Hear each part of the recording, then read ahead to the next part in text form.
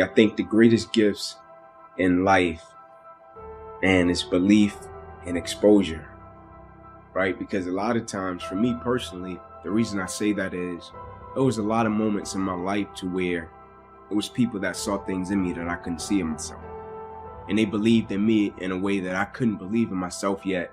And I rented their level of belief until I got strong enough to possess my own, right? It's like when you're young and they see you, and it's like even when you start out doing what you're doing, you could be talented, right? And somebody older than you or more experienced than you can see you and know like, oh man, if he did this, or if he does this, man, he could be great, right? And they can come to you and say, hey kid, man, you got something.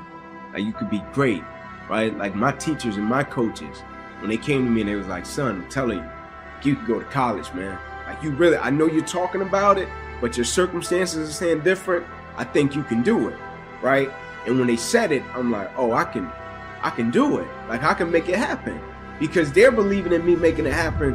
I think I can do it. So I think belief, and the reason I say exposure is because like I think when you show people things, that's powerful. I think exposure sparks inspiration, right? Exposure sparks motivation. Like when I was coming up in that 2-bedroom house with all those people, and I went to the other side of town with my coach, and he was like, no, you don't have to live like that, Ink. You can live a normal life, right? It changed my whole mindset. And my mindset can never go back to the way that it once was because I have been exposed to something different, to something new. So I think belief and exposure are two of the most powerful things that can happen to a person. The reason that I think belief is important is because like when you're young or when you do something and you're a novice, right? And you start out doing it and you might think you can do something with it or you might not. You might do it and it's being driven by your passion. And then somebody comes along that's a little bit older or even more experienced and they can see it in a way that you can't see it, right? And so I think it's important with belief because if a person believes in you in a way that you don't believe in yourself, you can rent that person's belief until you get strong enough to possess your own, right? And you use that person's belief to fuel you every single day, right? Because you can have a level of belief with what you're doing, but you can go back to a certain set of circumstances that tell you, nah, it's not gonna happen. And so you rent that person's belief until you get strong enough to possess your own. Are you letting people talk you out of what God put in your heart? You can't get well. You saw the report. You'll never get out of debt. You've reached your limits. You can't start that business. You won't accomplish your dreams. You have too much opposition. Do like him. Let that go in one ear and out the other. Ignore what they're saying. They don't determine your destiny. God does. But if Barnabas would have been passive and indifferent, thought, hey, I'm blind, it's just a bad break, he wouldn't have received his sight. He had this passion, this fire on the inside that said, this is your day. This is your time. He rose up and took that step of faith. If you're going to see what you're believing for, you have to be willing to do what other people won't do. Other people may not believe when it looks impossible. Other people may settle where they are. They may get discouraged, tell you, don't bother praying, don't bother believing. No use getting your hopes up. You're wasting your time.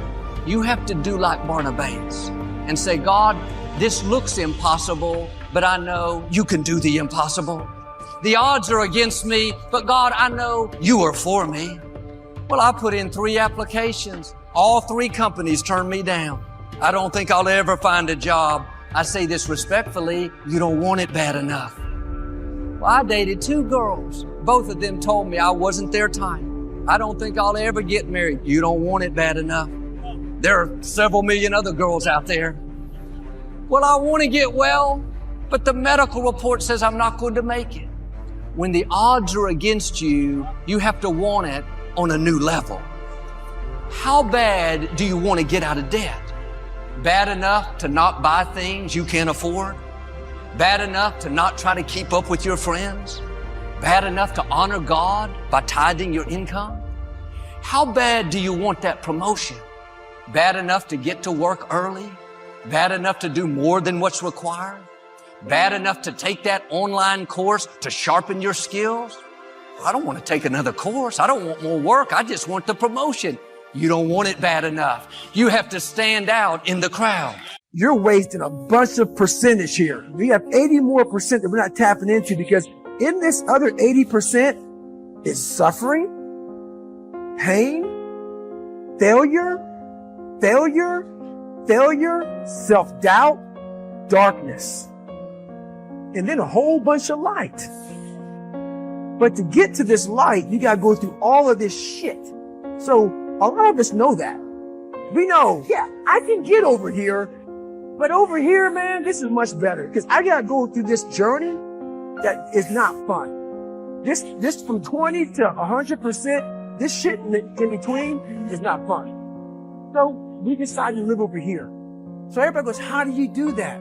You know exactly how to do that. You know exactly. It's not a magic trick. There's nothing I talk about in that book that's a magic trick. It's all back down to a very primitive mindset of we just have to do. It's like breathing. Breathing becomes normal. Like we don't know that we're doing it. That's how you have to live your life. When that alarm clock goes off at 4 or 5 in the morning, your mind says no. You just say, this is what we do. It's what we do now. Because to get to where you want to go, the amount of pain involved, I'm not saying physical, I'm not saying you got to break yourself off. The amount of mental pain of how many times you're going to have to do something that you don't want to do to get to where you want to go. There's going to be more times you do something that you don't want to do than you are going to want to do it. And that's your new norm.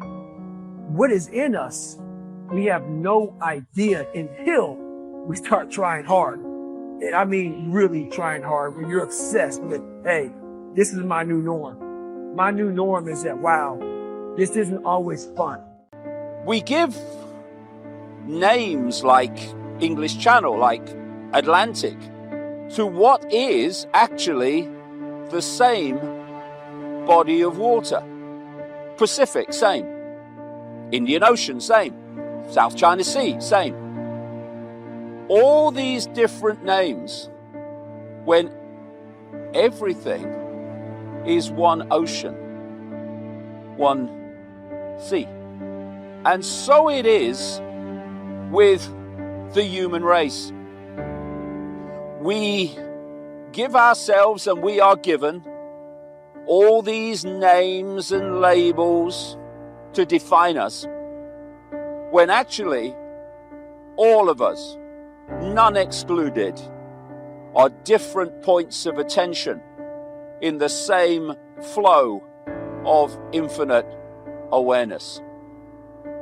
Here we are looking at ourselves as divided into labels and names, when actually we're all expressions of the same consciousness, exploring forever. The names, the labels, are just brief experiences. As human is a brief experience for the consciousness that is having those experiences. What a different world it would be if we realized that we are all different expressions of each other.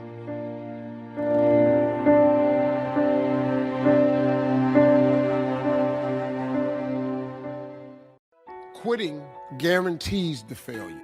Once you quit, it rules out any chance of succeeding. The mere waking up every day, putting the next foot in front of the next foot, at least keeps you in the game. And if God is waking you up continually every morning, once God wakes you up, that's a sign from God that he ain't through with you yet, that he has something more for you in store that he hasn't given to you yet. That's why you wake up every day, because God has more for you.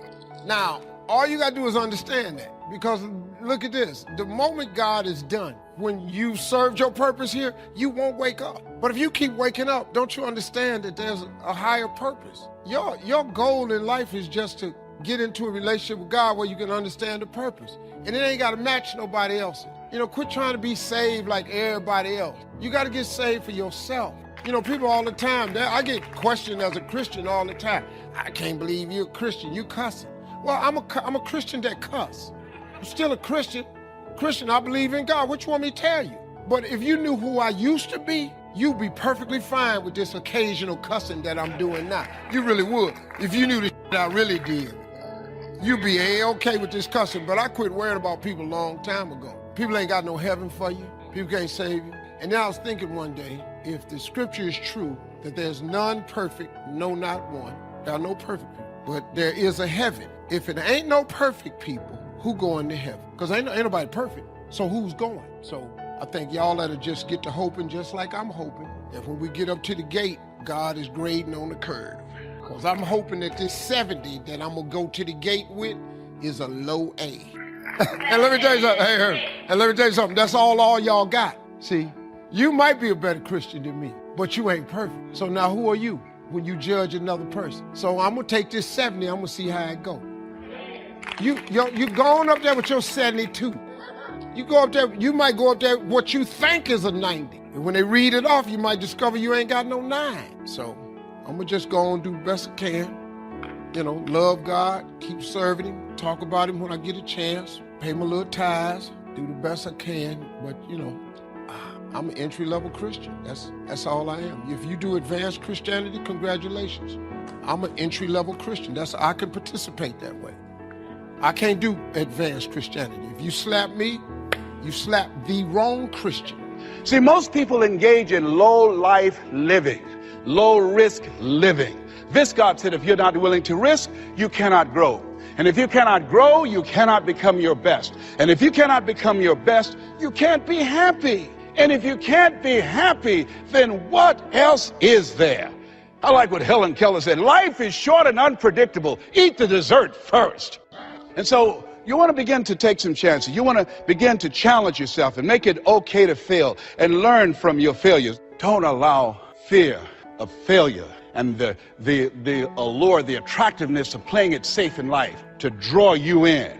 You can't get out of life alive. You got to die to leave here. Other thing is you look at yourself, look at your dreams, detoxify your life. Write that down. See, I think that most people never achieve their true goals in life because they're surrounded with too many toxic, negative, energy-draining people. You've got to look at the people in your life and ask yourself the question, what is this relationship doing to me? How is it impacting my life? Am I a better person? Sidney Poitier wrote a book called The Measure of a Man. In there he said, when you go for a walk with someone, something happens unconsciously. It's not spoken.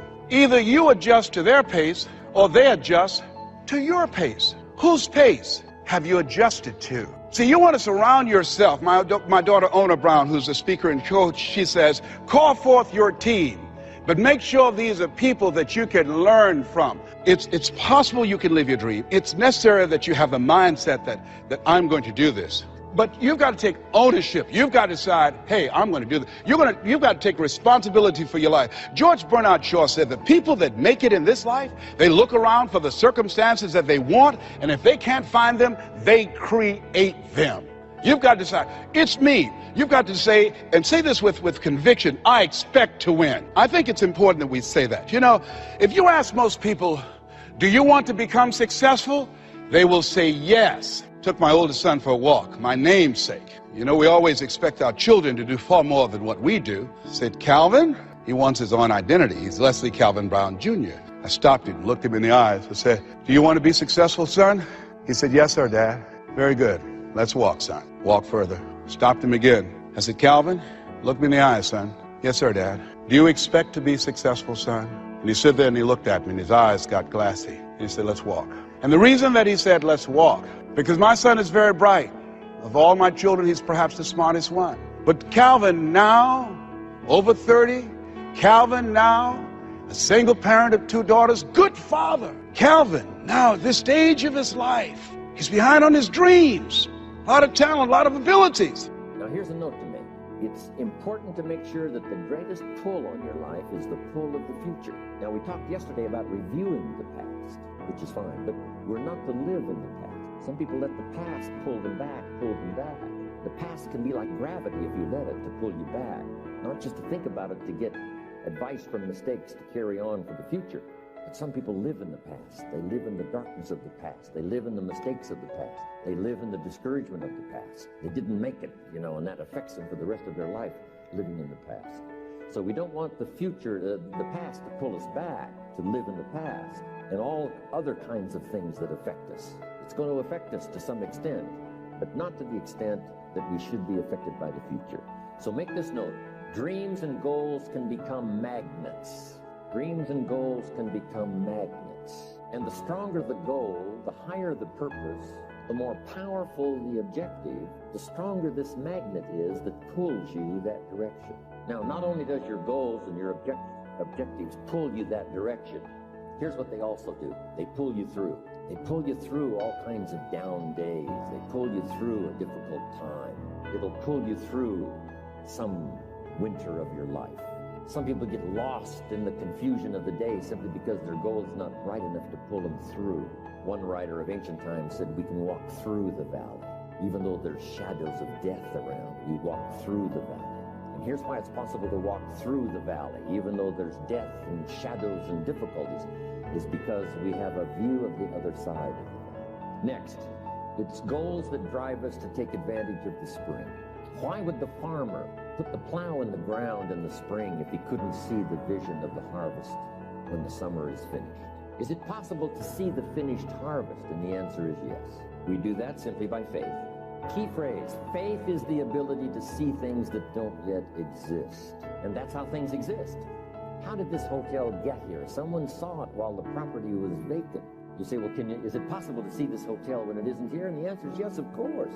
If somebody cannot see it when it is not here, then it will never be here. So it's possible to see things that don't yet exist.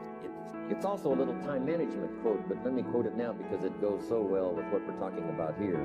When should you start building this hotel? This is a good question for your philosophical musings. When should we start building the house? When should we start? And here's the answer. As soon as it's finished. You wouldn't start building the house until you had it finished. If you just started laying bricks and somebody came around and said, what are you doing? I said, I'm just laying bricks. And said, what are you building? And you said, I have no idea. See, they'll take you away to a safe place. So have you got that now? It's possible to finish something before you start. In fact, it would be a bit foolish to start until you had it finished. So human beings have this remarkable ability to finish something and then start. We've heard the old expression, don't count your chickens until they're hatched. And no, we have the ability to count our chickens long before they're hatched. Because we know, we have faith, we believe. We use the law of averages. There's bound to be at least so every dozen, every 100, every 50. So it's possible to see the end, then begin. So here's what we want to do in our goal-setting session, is to start looking into the future.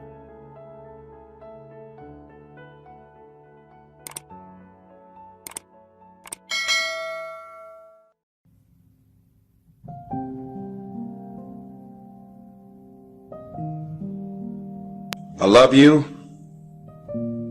I repeat, I love you. If no one has ever told you this, if no one told you this today, this week, this month, this year, or this very second, I want you to know I love you. And I also want you to know that the fact that you're still alive and still on this earth, even though it's been challenging and rough, and sometimes you get discouraged and uninspired to keep going, God has a plan. You will grow through what you go through. Everything that you're going through, at some point, it makes no sense to you right now. But at some point, God is going to reveal to you why all of these issues, challenges, and problems continue to show up and what you were supposed to learn from it. What do you do when the clock is against you and you have enough wisdom to do it over, but you don't have enough time to do it over? What do you do when you miss your season and you miss your window of opportunity? What do you do when you know that you've got the desire to do it, you've got the passion to do it, but you look in the mirror and the wrinkles in your face and the sagging of your body indicates you don't have time to do this all over again. She says, I don't have time to get pregnant again. I don't have a second chance at life. My life is over. Go away. Don't hang around me. I have nothing left to give. There are people that when you start running out of time, you get bitter, you get desperate, you start pushing people away from you because they're asking something of you that you don't think you can give anymore. And you find yourself in a place of depletion and it feels like God has forgotten you. But I remind you, nothing just happens. At this age, at this stage, there's a reason why it happened at this age. There's a reason why it happened at this level in life. It's not a mistake. It's not an accident. God didn't fall asleep on the job and the devil came in and wrecked the car. No, God never sleeps and he never slumbers. He's in complete control and he knows where you are and he knows how old you are and he knows how much time you spent and he knows what happened to you and he knows who walked out and left you and he knows who betrayed you, and he knows who molested you, and he knows who raped you, and he knows who rejected you, and he knows where you are in life, and he knows about your bills, and he knows about your degree, and he knows you dropped out of school, and he knows about what you didn't get, and he knows about the health of your child, and he knows about the condition of your neighborhood. Understand that and tell yourself nothing just happens. If they walked away, it's no accident. If they left you, it's no accident. If you tried to make it work and it wouldn't work, it's no accident. Accept it as the will of God. Clap your hands, wash your face, do your dance, and keep going. God says in Jeremiah, I know the plans I have for you. Plans to prosper you and not to harm you. Plans to give you hope and a future. Hear me well on this day. When you have reached the hilltop and you are deciding on next jobs, next steps, careers, further education, you would rather find purpose than a job or a career. Purpose crosses disciplines. Purpose is an essential element of you. It is the reason you are on the planet at this particular time in history. Your very existence is wrapped up in the things you are here to fulfill. Whatever you choose for a career path, remember the struggles along the way are only meant to shape you for your purpose. When God has something for you, it doesn't matter who stands against it.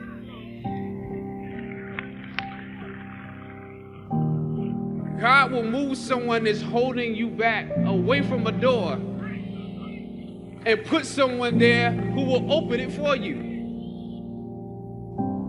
I wonder if you're upset about something now that later on you're going to realize it had to happen to get you to your destiny. It wasn't fair, but God used it to connect the dots. You can't see what God is up to, but later on you're going to understand. A disappointment today, a betrayal, you may not see how that works out for your good until years down the road. What's interesting is every time we got close to the end, all of a sudden that piece that I was so sure was a mistake would fit perfectly into place. You may have some pieces in your life that don't make sense. Why did that person walk out of a relationship? By itself, that piece doesn't fit. You have to wait for the other pieces to come together. God is in the process of connecting the dots in your life. Trust Him when the piece doesn't make sense. When God designed the plan for your life, He didn't accidentally put in a wrong piece. He didn't leave something out. You have been fearfully and wonderfully made. Everything is serving His plan. He never said, you're going to understand everything. It's all going to make sense. He said, my ways are not your ways. You have to trust Him when you don't understand. God is working behind the scenes in your life right now. Just because you don't see anything happening doesn't mean God is not working. It's just a matter of time before your appointing shows up. Too often we have the anointing, but we get discouraged by the process. We don't like when we're not making progress, not being treated right. When you're tempted to give up, you have to remind yourself it's all a part of the process. Don't run away from the process. The process is not working against you, it's working for you. It's getting you prepared. Don't let disappointments talk you out of it. Don't let delays convince you it's not going to happen. You've come too far to stop now. Keep your joy in tough times. When life throws you a curve, it's taking longer than you thought, remind yourself it's only temporary. Don't fall into self-pity. Keep looking forward. The joy is coming. The dream is coming. The breakthrough is on the way. Don't get discouraged thinking that you're falling behind. I should be much further ahead. My friends, my colleagues, they've all passed me up. Don't worry, your time is coming. God knows how to make up for lost time.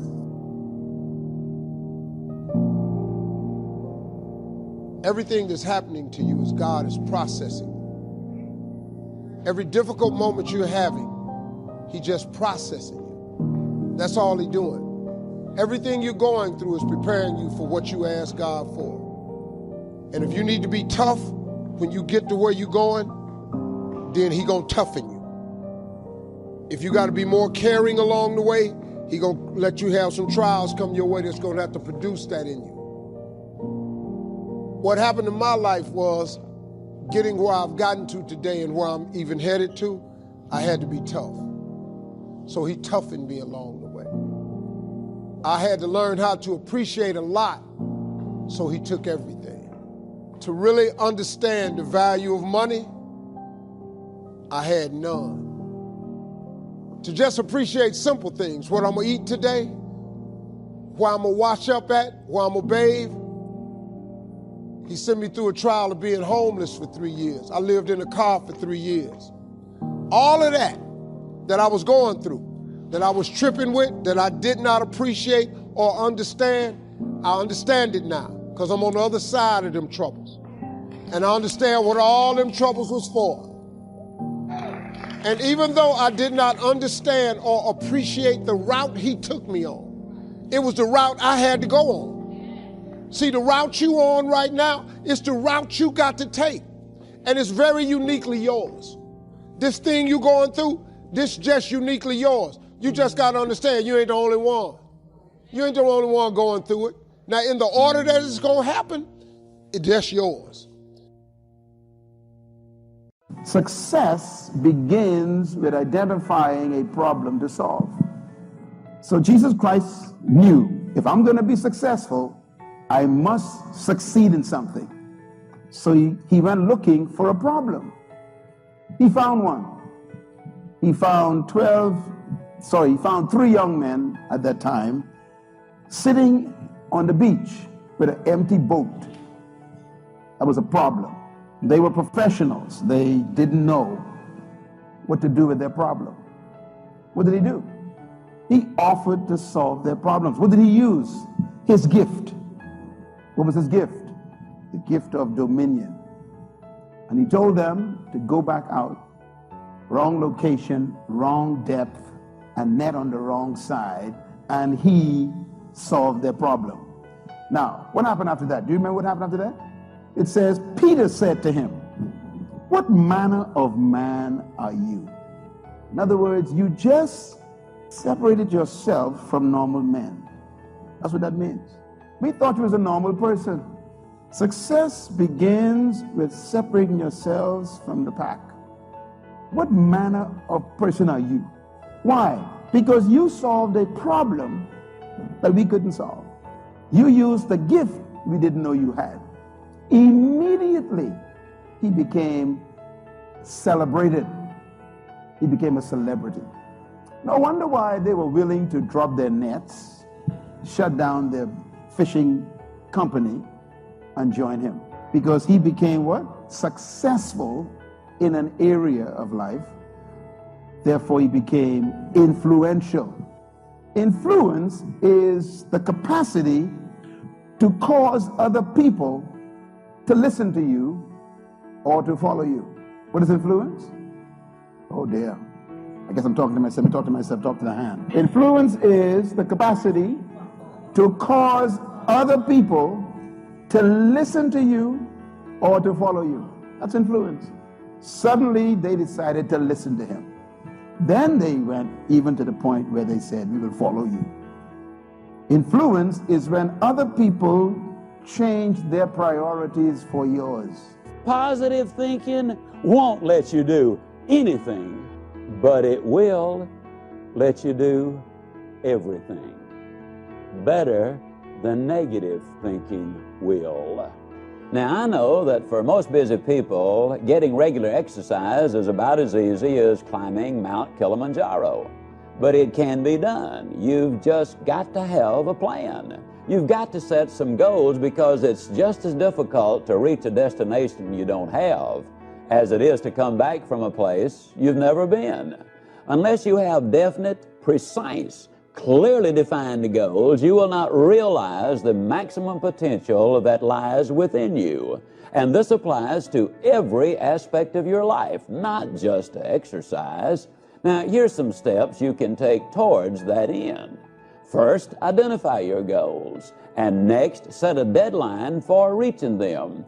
Make a list of obstacles you have to overcome to reach your goals. Identify the people who can help you overcome those obstacles, and make a list of skills you have and those you need to achieve your goals, and then develop a plan. Now, a word about goals themselves. There are 7 different kinds of goals. There are physical, financial, spiritual, career, family, mental, and social. And these 7 types of goals share several characteristics. First, to be effective, they must effect change. We must have some big goals, because thinking big creates the excitement necessary for accomplishment. Second, you must have some long-range goals so that short-range frustrations don't stop you in your tracks. Occasionally, circumstances do arise that are beyond your control, and oftentimes obstacles such as market changes, sickness, accidents, or family problems can be pretty intimidating.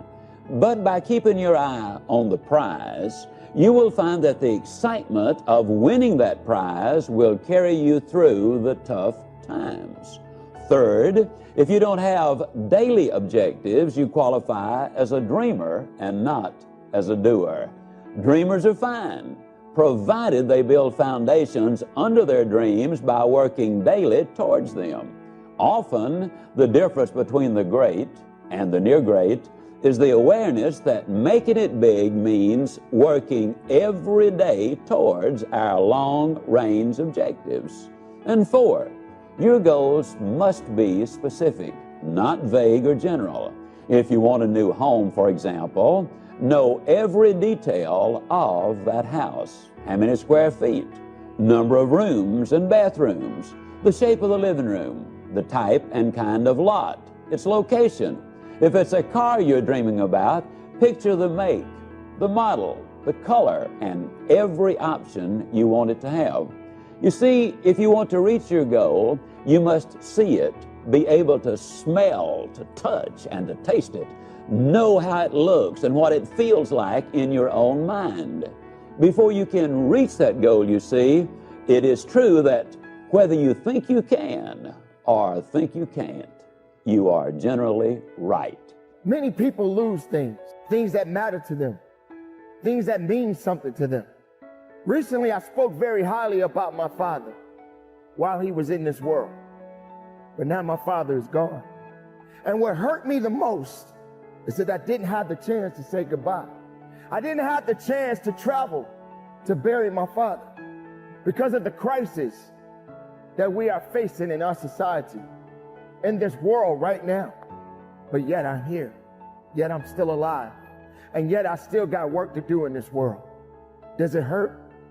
Am I grieving? Do I feel a little bit of despair? Absolutely. Absolutely, I feel that pain. Absolutely, I understand what it means to hurt. Absolutely, I feel like there's nothing else left in me. Because when I lost my father, a piece of me went with him. Now, that's not something to just be telling you. I'm telling you the reality of how I feel as a man, as a son, as a father, as a human being. No matter how strong, no matter how tough you think you are, you're gonna hurt. You're gonna feel that sense of emptiness. You're gonna feel that sense of loss.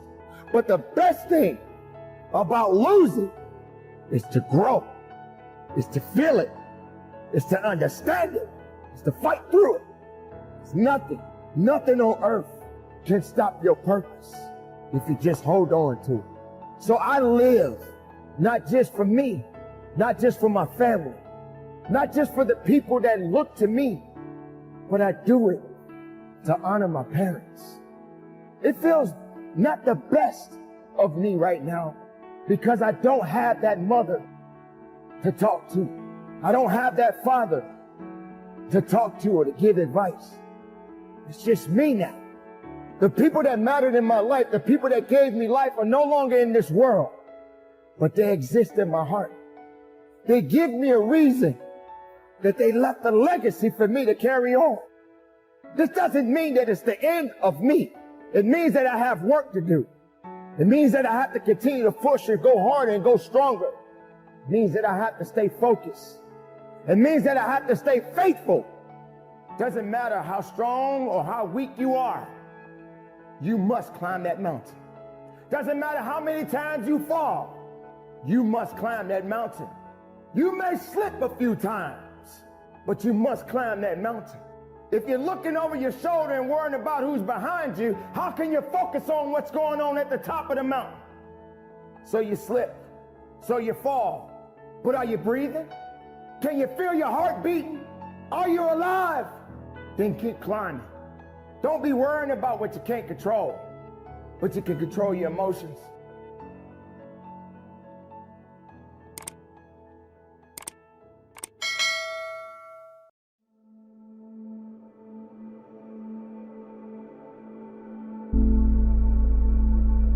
Faith is the belief in things that you cannot see.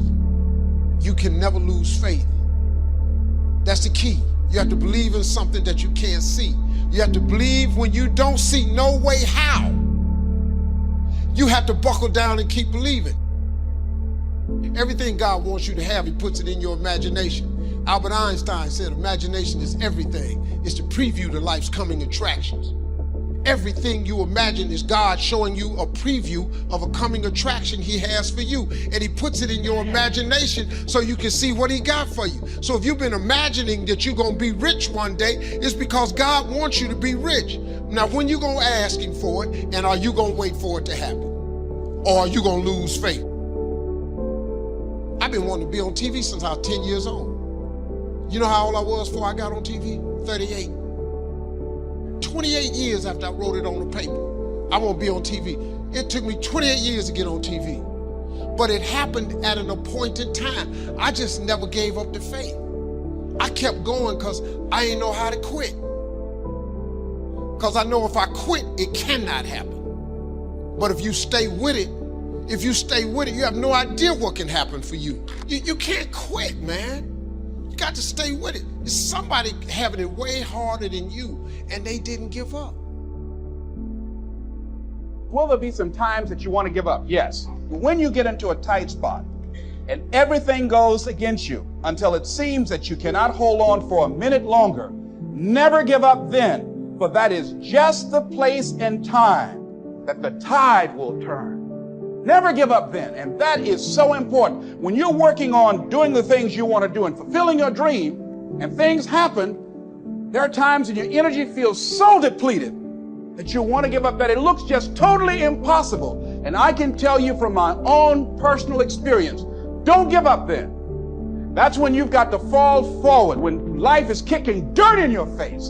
Don't give up then. That's when most people turn back. If you've decided that this is what you want to do, you've got to become courageous to stand up within yourself, to face it and step forward.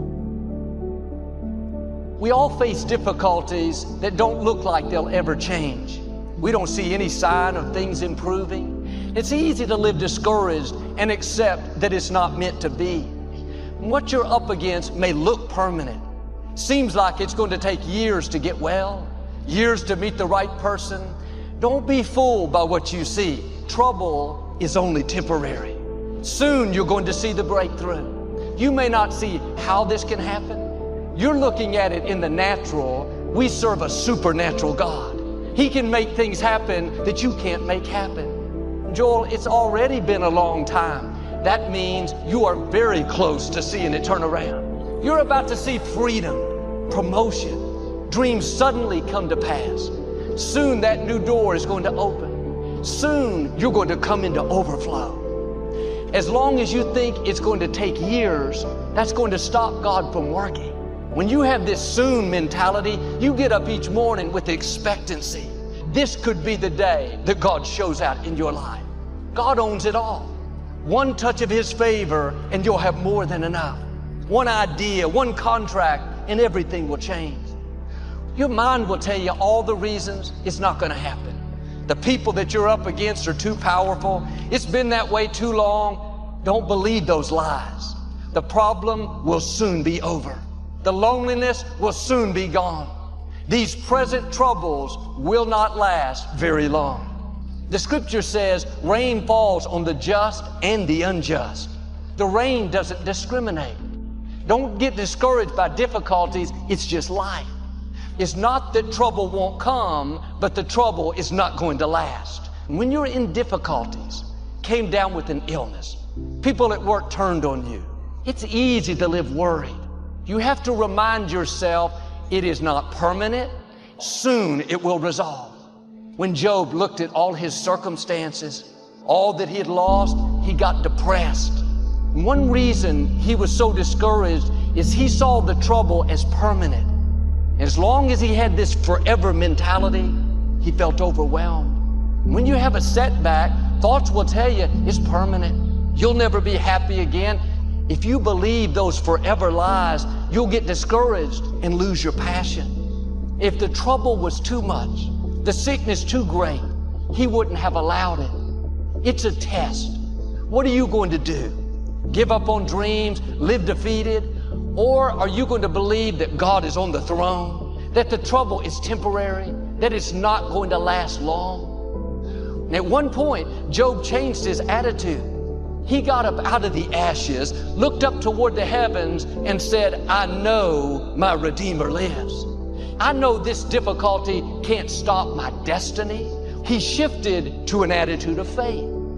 God let us see both sides of Job to let us know it's okay to feel things. It's okay to start there, but don't finish there. Don't stay defeated. At some point, you have to do like Job and say, I know my Redeemer lives. I know this problem is not permanent. Lord, thank you that it will soon be over. When you live with this soon mentality, all the forces of darkness cannot keep you down. Job's situation looked permanent, but God not only turned it around, but Job came out with twice what he had before. God never brings you out the same. He makes the enemy pay for bringing the trouble. The entire book of Job is about his struggle.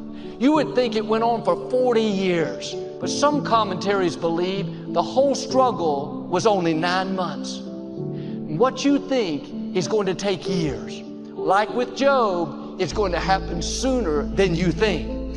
You're about to see His hand bring healing, divine connections, promotion. It's not by your might, but by the Spirit of the living God. The sickness, depression, anxiety is not going to stop your destiny. Why don't you get in agreement with God? You may not see how. The sickness too great, the opposition too strong. You're not in this by yourself. The Most High God is fighting for you. Sooner than later, you're going to see the hand of God turning situations around that look impossible. But it's easy to live with this forever mindset. switch over to a soon mentality. I know some things take time, but God promises us in this verse, soon the trouble will be over. Well, what if I believe and this doesn't happen? What if you believe and it does happen? It probably won't happen if you've already accepted a long time to get well, to meet the right person, to accomplish that dream.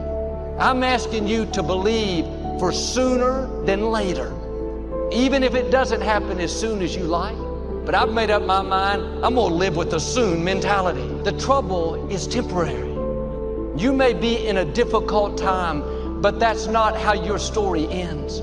That person that walked away, the bad break, the unfair situation is not going to stop your purpose. After the trouble, there's going to be great joy in your life. Don't be discouraged by the trouble. It's not stopping anything God has for you. You're not losing anything. What belongs to you is still coming your way. Your latter days will be better than your former days. Your story doesn't end in defeat. Injustice, sorrow, those are temporary seasons. God has already lined up an after this for you. He said what was meant for your harm, He's turning to your advantage. You're about to step into an advantage, step into favor that God has already lined up for you. If you'll stay in faith, you're going to come in to your after this. Come back to a place of peace. God is going to get you to your destiny. That cancer is not bigger than our God. That breakup didn't stop your purpose. God is behind the scenes right now working in your life. Your time is coming. It's going to happen sooner than you think.